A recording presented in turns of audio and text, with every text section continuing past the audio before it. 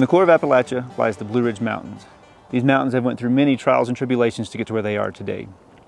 In the late 1800s, these mountains were completely clear-cut. If you were standing here 100 to 125 years ago, you would be looking on a barren landscape.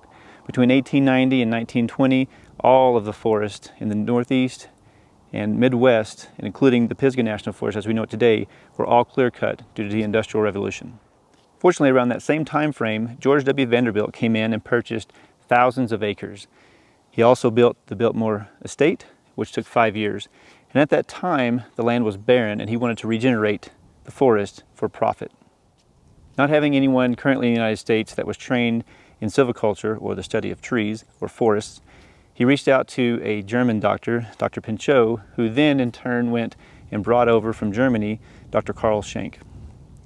Dr. Carl Schenck's vision on ecological forestry was way ahead of its time, and from 1898 to 1909, Dr. Schenck managed what we now know as the Pisgah National Forest.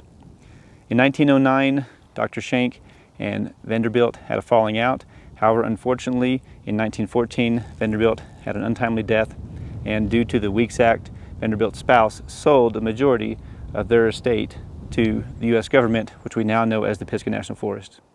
The impact left by Dr. Schenck and his School of Forestry helped to shape what we know as the forest today in the United States. Someone once asked me what these forests mean to me, and initially I just said, you know what, it's a beautiful place, it's nature, it's something that I feel connected with. But as I spent more time in the Blue Ridge Mountains, in core Appalachia, and I've witnessed the community, the people of Appalachia, I realized that this land means so much more. And that's why having sustainable forestry practices are so important. Not only just for nature, just for the environment, but for the people of Appalachia and what they stand for.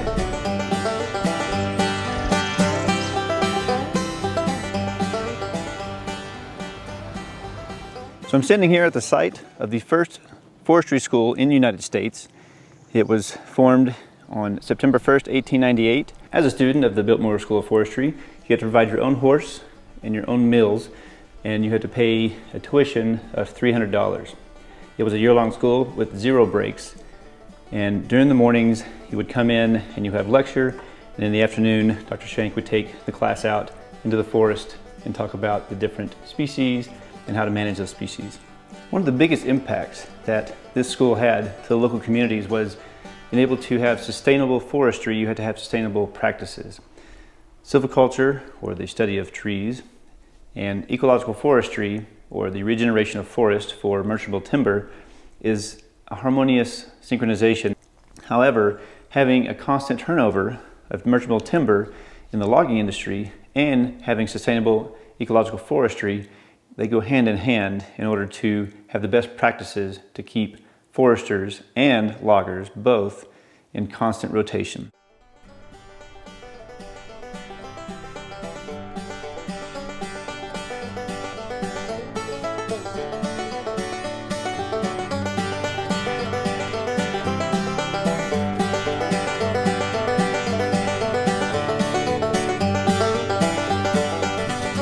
In core Appalachia, the people are tied to the land and the land are tied to the people. The practices of ecological forestry brought forth the likes of Dr. PINCHOT and Dr. Schenck helped to keep this region economically viable. And although there has been many trials and tribulations of the people of Appalachia, the forest has been one of the main driving factors keeping fresh breath and a sense of energy in this community. So the next time you walk through the forest and you see a patch of cut trees, don't look at that in disgust.